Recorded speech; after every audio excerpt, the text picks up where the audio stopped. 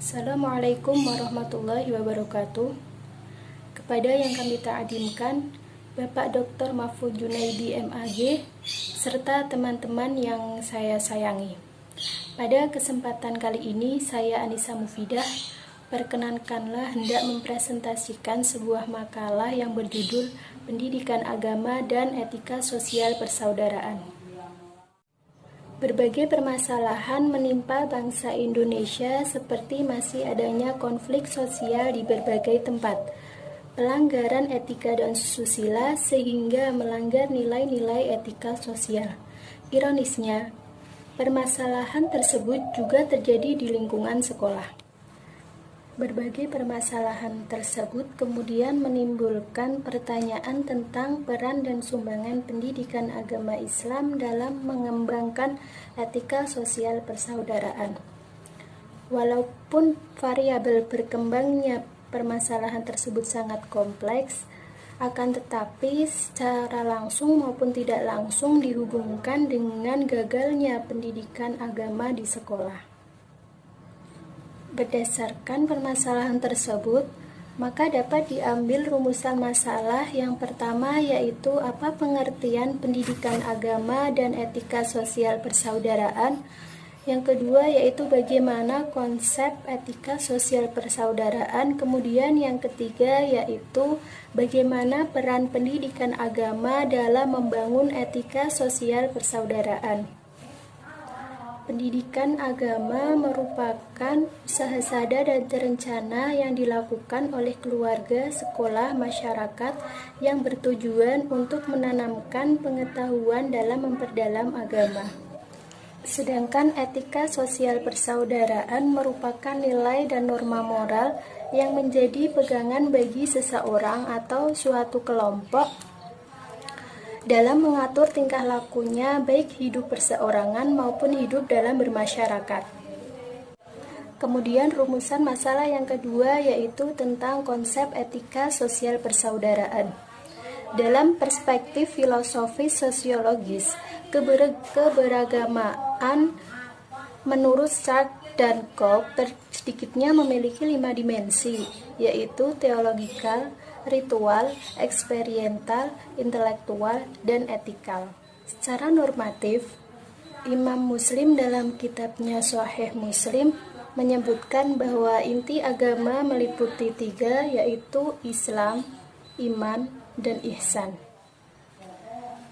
Dari kajian filosofis sosiologis dan normatif tersebut, dapat dipahami bahwa dimensi akhlak merupakan aspek fundamental dalam beragama. Semangat persaudaraan dilakukan secara proporsional dan mengikuti skala prioritas. Prioritas yang pertama yaitu persaudaraan seiman, kemudian persaudaraan sebangsa, dan dilanjutkan dengan persaudaraan sesama manusia. Persaudaraan seiman harus diprioritaskan kepada keluarga dekat dan jauh, tetangga dan handai tolan, bangsa, kemudian persaudaraan secara universal. Beberapa tokoh mengemukakan bahwa persaudaraan itu sangat indah, damai, dan menyenangkan. Seperti pepatah mengatakan bahwa bersatu kita teguh dan bercerai kita runtuh. Persaudaraan semut dan lebah pun indah dan melahirkan kekuatan yang luar biasa, apalagi persaudaraan sesama manusia. Berikut ini merupakan bentuk-bentuk dari etika sosial persaudaraan. Yang pertama yaitu nilai cinta kasih sesama manusia.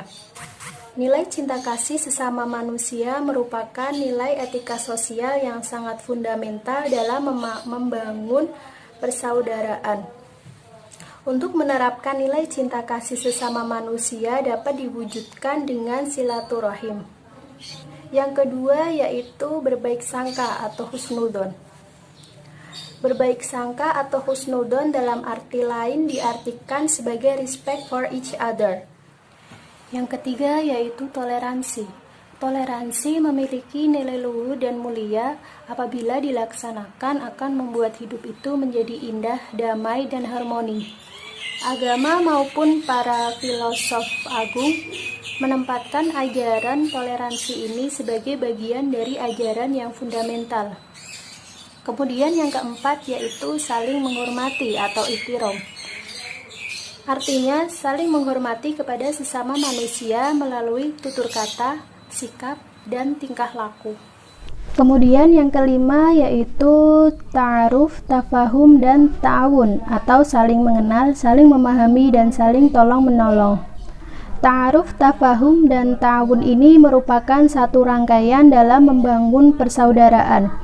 Didahului dengan ta'aruf atau saling mengenal yang sifatnya itu elementer seperti nama, asal daerah, dan lain sebagainya.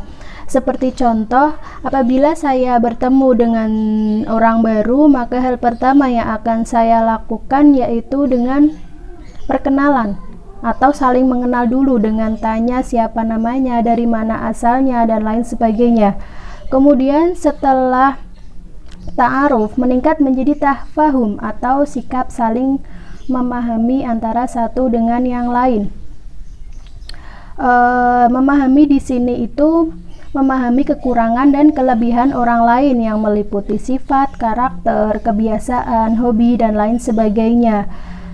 Seperti contoh, setelah saya mengetahui namanya, asalnya dari mana, kemudian disitulah akan timbul rasa saling memahami, yaitu memahami kekurangannya, kebiasaannya bagaimana, hobinya apa saja, dan lain sebagainya. Setelah ta'aruf, tafahum kemudian meningkat lagi menjadi ta'awun atau saling tolong-menolong. Setelah mengetahui namanya, dari mana asalnya, kemudian mengetahui karakteristiknya bagaimana, kekurangannya apa saja, kelebihan yang dimilikinya itu apa saja, kemudian disitulah timbul rasa saling tolong-menolong. Karena dengan ta'awun ini akan merubah yang lemah menjadi kuat dan yang kuat akan menjadi semakin kokoh. Kemudian rumusan masalah yang ketiga yaitu mengenai bagaimana peran pendidikan agama Islam dalam membangun etika sosial persaudaraan. Dalam konteks sosial masyarakat, pada intinya pendidikan agama Islam memang menitikberatkan pada kebaikan individu. Kemudian dari individu yang baik itulah akan muncul praktik sosial yang baik pula. Seperti halnya ajaran tentang amanah atau trust, kepercayaan, tanggung jawab, accountability, saling menghargai, tanggung jawab, hak asasi manusia, dan masih banyak lagi. Kemudian dalam lembaga pendidikan, pendidikan agama Islam merupakan mata pelajaran yang bermaterikan ajaran-ajaran dengan tujuan untuk membentuk kepribadian muslim. Nilai-nilai etika sosial ini diderivasi secara langsung dari kurikulum formal maupun kurikulum yang tidak diformalkan atau hidden kurikulum, yang merupakan wujud dari visi misi kemudian diamalkan dalam kehidupan sehari-hari sehingga menjadi budaya di sekolah. Berikut peran pendidikan agama Islam dalam membangun etika sosial persaudaraan. Yang pertama yaitu pendidikan agama sebagai ajaran sosial kemasyarakatan. Qadri Azizi mendefinisikan pendidikan agama Islam tentang etika sosial lebih diorientasikan pada akhlak dan sopan santun serta penghayatan nilai-nilai Islam dalam kehidupan sehari-hari. Dengan demikian jelas bahwa dilihat dari segi tujuannya, pendidikan agama Islam memiliki visi misi sosial kemasyarakatan, apalagi dilihat dari segi materi pelajarannya. Yang kedua yaitu pendidikan agama Islam mengajarkan budi pekerti. Jika menilik kurikulum yang dipakai, hampir semua mata pelajaran itu syarat dengan ajaran etika. Misalnya, pelajaran kewarganegaraan, pelajaran sejarah, bahasa, ilmu sosial, bahkan dalam pelajaran pendidikan agama Islam atau PAI.